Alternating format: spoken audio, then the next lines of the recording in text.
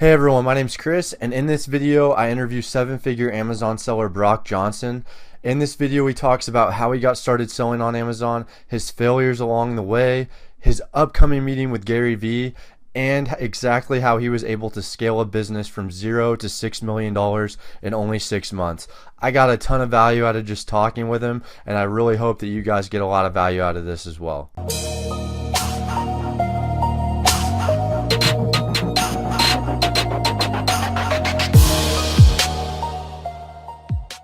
Hey everyone, I got my friend Brock on right now. He's going to answer some of our questions, and I'm just going to go ahead and let him introduce himself. Yeah, so my name is Brock Johnson. I've been selling on Amazon for about 2.5 years total. I'm 25. I'm from Minnesota. And I started out, it was in college, and I had an internship teaching at not teaching. I had an internship at insurance company, and man, it was lame. And I've always excelled at everything I did in life, and I just hated working in corporate America and just having a boss. And so I just kind of decided that I was going to become an entrepreneur, and I have been ever since I was little. But like the big goal was to get a job when I got out of college. So long story short, I ended up doing that. Just started going to like surplus stores at my university, and I'd buy these printers for like $3 and sell them for $150 on eBay.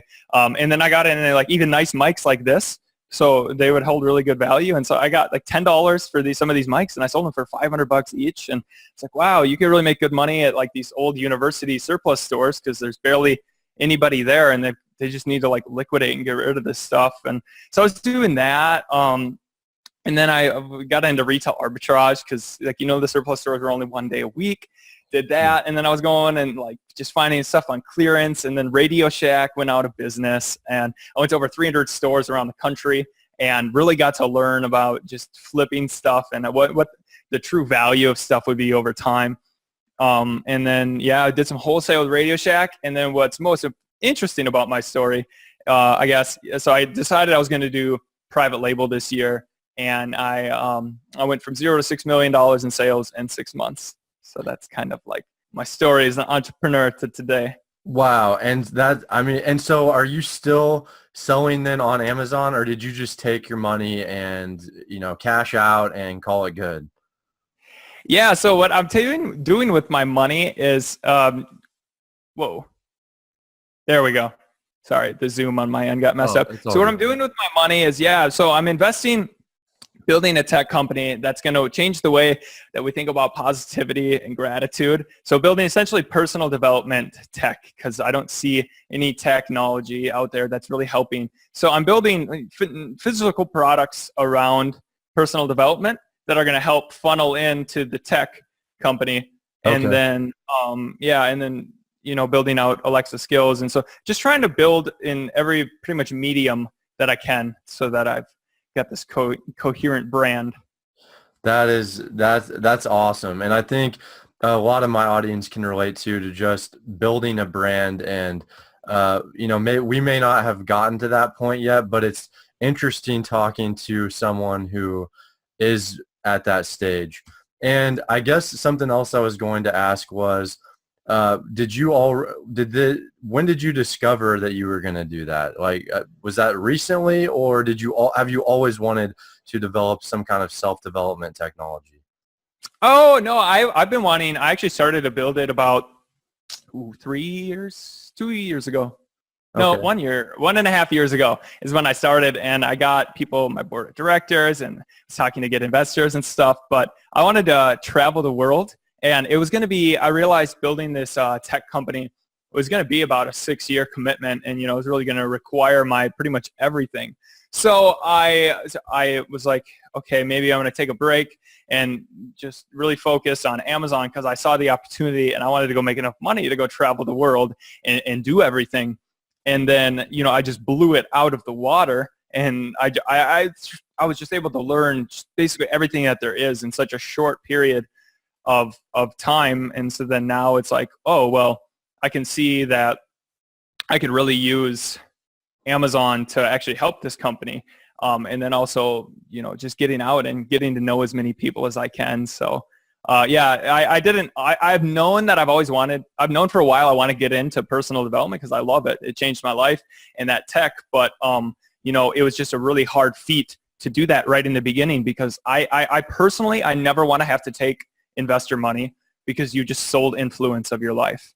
You now have to work for someone. So it's maybe you have your own company, but you're working for the board of the investors, or like if you go public, you're working for the stockholders. But I've always wanted to be 100% self-owned and controlled. So that's kind of why I made that decision to, go get money and then slowly build it over time.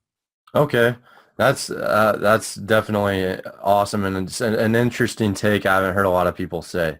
And then something I do definitely want to touch on too, and if anyone who's watched your channel, I'm sure that they want to know too is what are you excited for getting to meet Gary Vee, and how did that come about? And I mean, what do you hope to take out of that? Yeah, so I get to go meet Gary Vee and his team on December 12th. So I'm super excited for that. That's going to be, a highlight in life and on my entrepreneurial journey.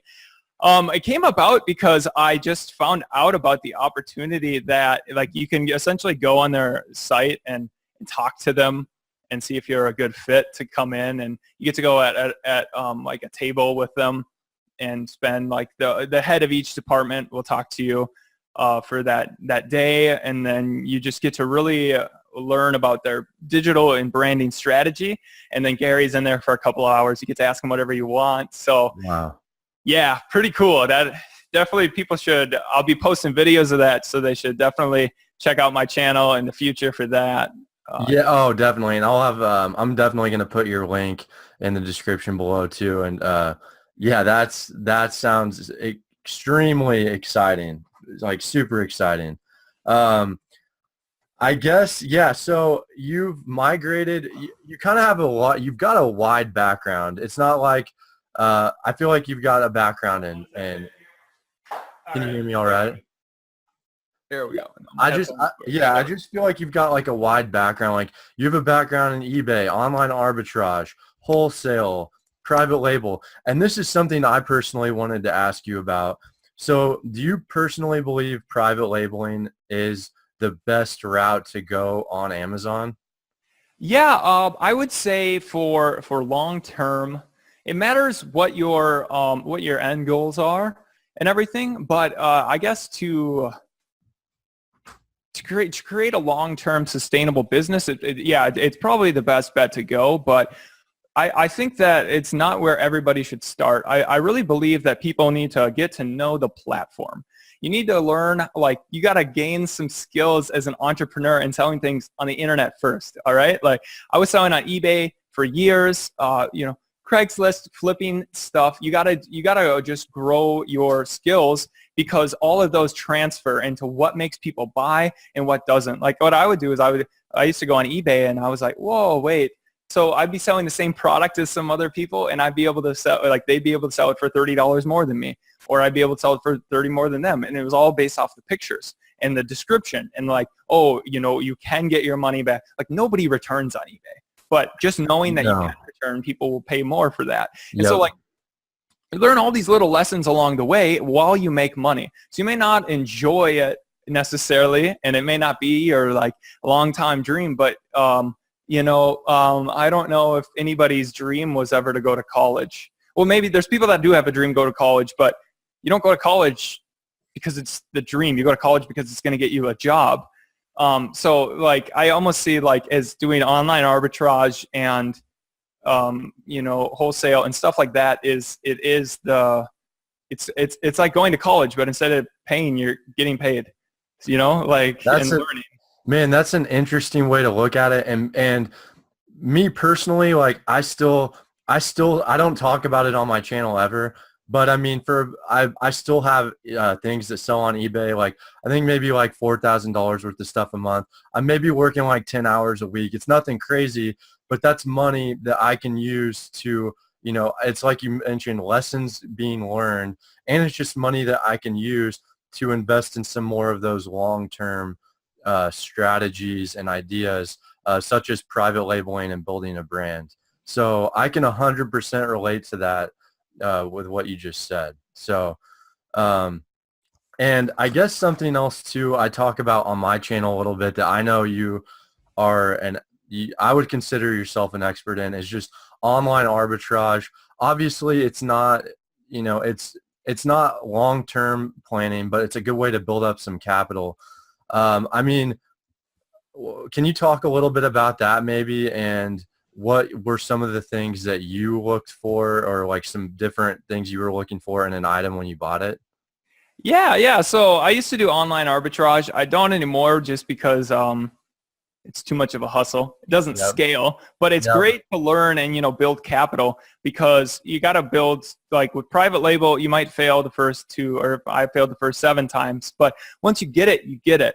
But, by just taking these calculated risks. So one part that really helped me was look at, like, when you're choosing products for online arbitrage, you need to think about many characteristics. So, I mean, obviously looking at the demand for the market currently on Amazon, but then I would also look and see, so like, what does it serve a utility? Like, is there an inherent value in this? Does it solve a problem in someone's life, or is it simply like something aesthetic that could be just replicated and is truly worth nothing?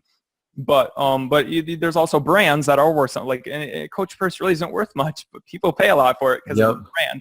So just taking those things into account, and just looking at the supply and demand, how many people have it on Amazon, what's kind of happening to that supply over time, what's the ROI on this, how long is this deal available for, is it available to the public, is it well advertised, or is it just kind of hidden? Like if it's a hidden clearance thing, then that's one completely different thing than if it's a Black Friday like deal that's in every single store and there's a huge supply and they're just ramping them out. Like, then maybe I don't buy that one, because think about how many people are going to see this opportunity, and then what's going to happen to is demand really going to increase? So there's all these different factors that you just really got to like kind of mathematically think about the game theory behind choosing these products. But when you find one that's a killer one, you can just go deep on it. And I've done that in the past. And everyone watching this, if you are into online arbitrage, or you're wanting to build up some capital, he actually has a video on his channel that goes into great detail about that, and just kind of into your mindset of when you're, picking out products, what you're looking for. So I think I just wanted to touch on that a little bit. And yeah, I mean, I just wanted to talk to more about private labeling in general. I know we were doing some research before the video. So, I mean, what exactly are you doing for product research right now? Yeah, so when I'm doing product research, well, it matters. So there's 2 things. One, where I'm actually only going into opportunities that are going to build my long-term vision for my personal development company and where I want to be in life. But I'm finding opportunities every day. So I'm making videos and just releasing those because, I mean, I went from 0 to 6 million in 6 months by finding these opportunities that are great to go after. And I can literally find them way faster than I can do them. And even if I do them, like, they're just going to bring me money. And eventually, like, tip for people just getting started, like, money doesn't bring you happiness. There was actually a huge letdown when I got all of this money. And then it's like, oh, what? I was actually depressed for 2 weeks because I was like, my goal was to be a millionaire by the age of 35, and I did it, 10 years earlier times many. Like, I achieved the goal many times. But that's what. Sorry, I got distracted by that. What was the question again? No, I was just asking. Like, I love the tangent you were going down. Like that. That was awesome. It was just really like, what exactly are you looking for when you're finding products? Oh, yeah. No, So, awesome. I think of barriers to entry, and I think of long term. So, it matters if my goal was to just so my goals have changed. So now I have a different strategy. But if my goal was to simply make the most money as possible in the shortest amount of period of time, that's what I'm releasing. I'm just showing that to people. For the people who are like hungry to get money, I'm not there at that point in my life right now. So I'm releasing that kind of stuff in my mentality, which I'll say right here. And that's essentially just where are there barriers to entry and where are people not entering the market. because they're very afraid or whatnot, or there's uncertainty. So a very good example is seasonal products, what I found, because everybody, first of all, every guru says don't do it. Cool. Yep. Great. That means there's 20 times less people doing it. And then everybody who's like, maybe I'll do it, they're afraid because they're afraid to do a little bit of math and say, well, Yep. I'm going to get stuck with product. So who cares? You can sell it next year. Like here's the thing. There's less competition and there's a higher ROI on these seasonal products. It takes a little bit of work, and then you get to do let's say you get to do a whole year of sales in just 2 months compared to having to do a whole year of like all this stuff. So you could really just grow and ramp up by doing these, like going, like you got to go where nobody else is going. So that's what I really look into. And there's certain criterias. And then here's the other thing. There's now, not only is there not as many people in these markets, but every market, there's different niches of people. So there are rich people in every market, and there are poor people. There are people who are scared, and there are people who are like really concerned with aesthetics. So there's all these different parts of each market that can be fulfilled, that set you uniquely apart when going into private label. So one of the easiest ways to really kill it, in my opinion, is you find these seasonal markets where there aren't as many, or they don't even need to be seasonal, maybe they're new, and you just fill those parts of the market that aren't yet fulfilled. So you don't just private label something and throw your logo on it. That is probably, don't if you listen to every other guru out there and you go, it fits in a shoebox and it does this and it does this, and you found it on the Jungle Scout web app, you are going to shoot yourself in the face because that's what everybody else is doing. I go for something where it's like, okay, the sales only happen in 2 months, and guess what? It doesn't show up in the Jungle Scout web app because it goes off what's the current BSR. And so like the only time it'll show up in that web app is boom, guess what? At Christmas time. But then people are like, oh, well, I can't sell that till next Christmas, so I'm not going to do that. Cool. So that perpetual cycle happens. So I would suggest going in, or like if you really catch on to a new trend and you can like gain a foothold in it, then maybe do that. Or if you can get into like something where there's recurring purchases, like a subscribe and save type of thing, where like something where they reuse it, maybe like a supplement. Well, I mean, supplements are hard.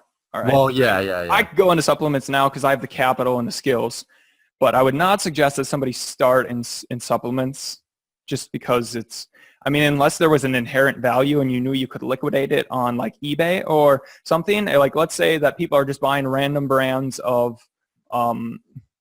here's one example of me right now, Aniracetam. It's a nootropic. I buy it from some random dude on eBay because it's not allowed to be sold on Amazon. But I will buy it for an inherent value. But basically, like, you got to see what is the true value of the product you're selling, and does it serve a utility? Like, what's the worst case scenario that could happen, and could you get your money back? And if in the worst case scenario you can get your money back, then it's probably a good idea. But if it's not, like, is there truly an inherent value in fidget spinners? No, it doesn't really serve a utility. I mean, they're fun and stuff, but like, that's just, supply and demand just overtook it. But if it's like, and the fidget spinner doesn't go away. Once you have a fidget spinner, you don't need another one. But with like a supplement, I guess at least you would have like say fish oil. I would not go into fish oil, but at least people will consume that fish oil, and then so the market will get, if there's an excess of supply, it will get dumped, and the people who aren't making money will leave the market. So over time, there's going to be like no money to be made, but you can probably still just make your money back. Okay. And for me, I feel like it's not every day, but like I'm very aggressive right now. And so I'm always taking those calculated risks. Like, I think I spent $3,000 at Kohl's, just Black Friday. But I mean, it was like these items that were $5 after all the discounts and stuff. And so, but it's like, okay, worst case scenario, I get stuck with this $5 item that's selling for $50 now, but I can bring the price down and I'm going to get my money back. Worst case scenario.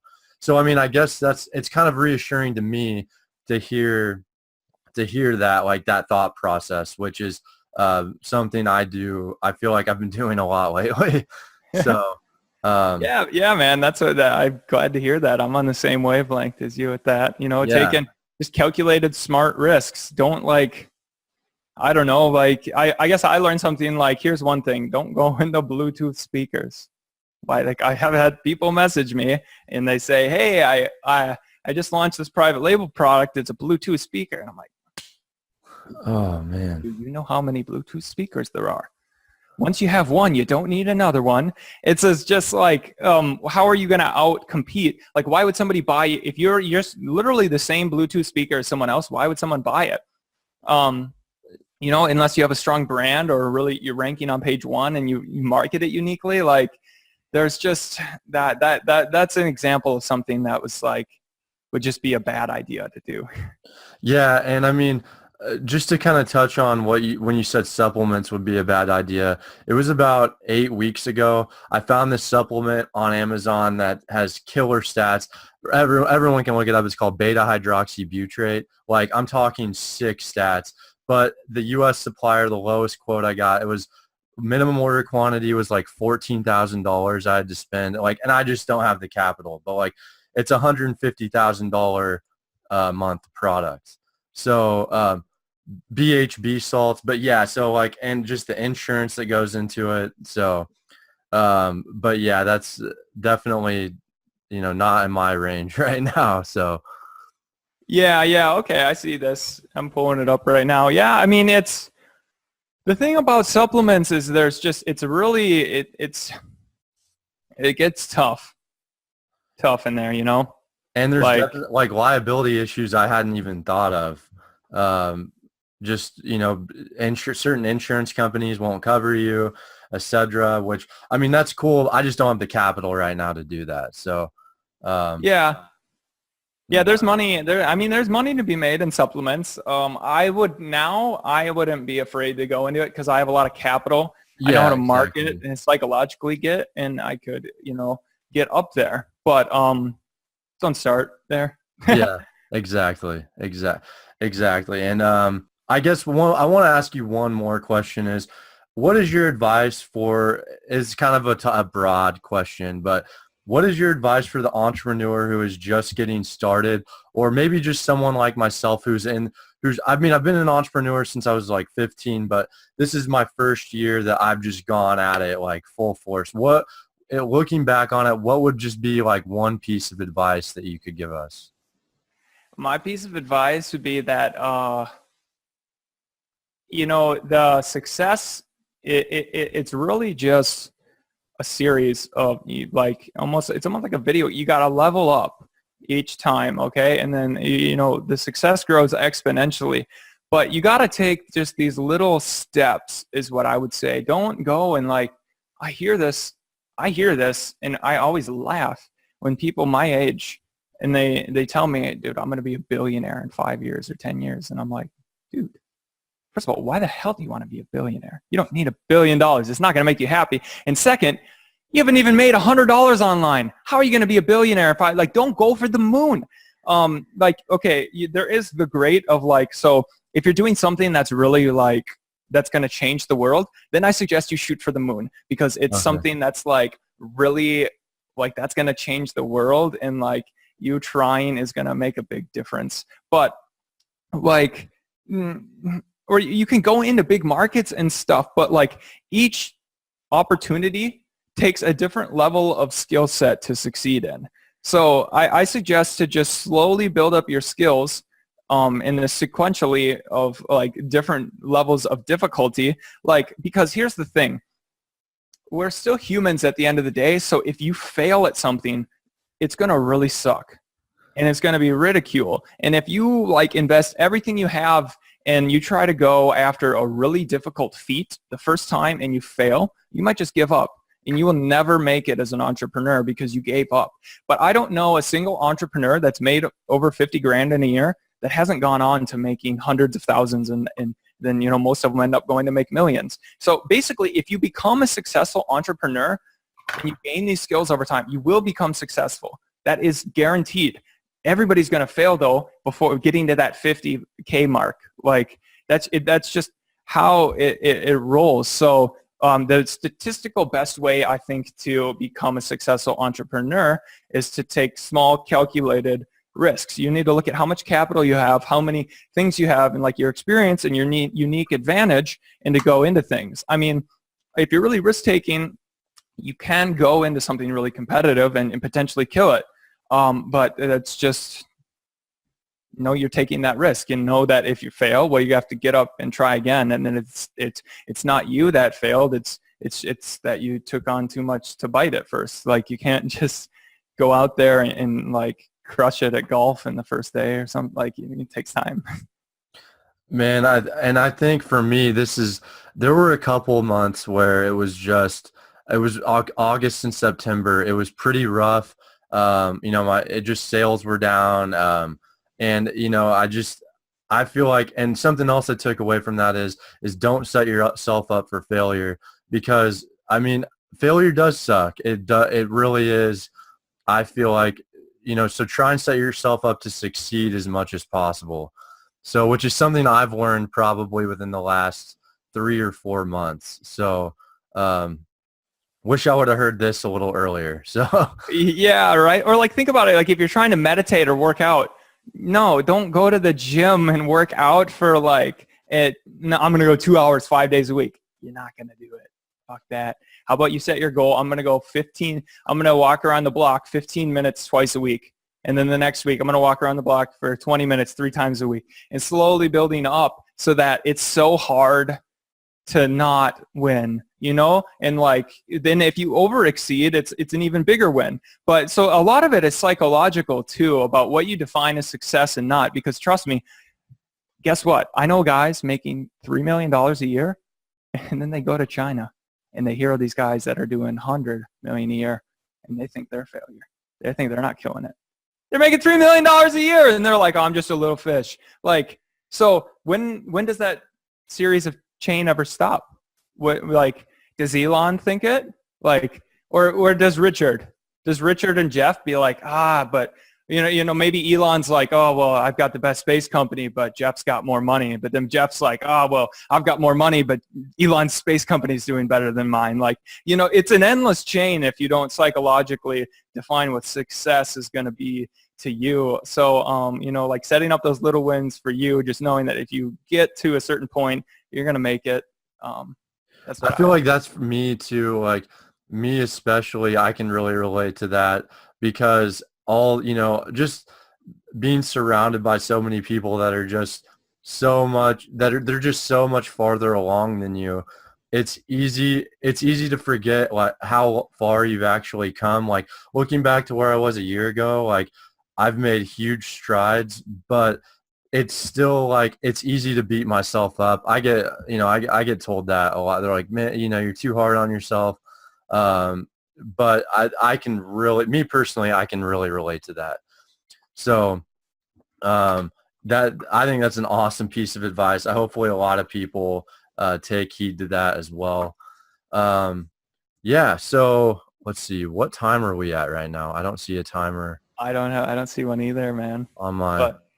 But, yeah. So I guess we could cut it here. Okay. That was a pretty good note to end it on. But I'd have to say, I think it was too.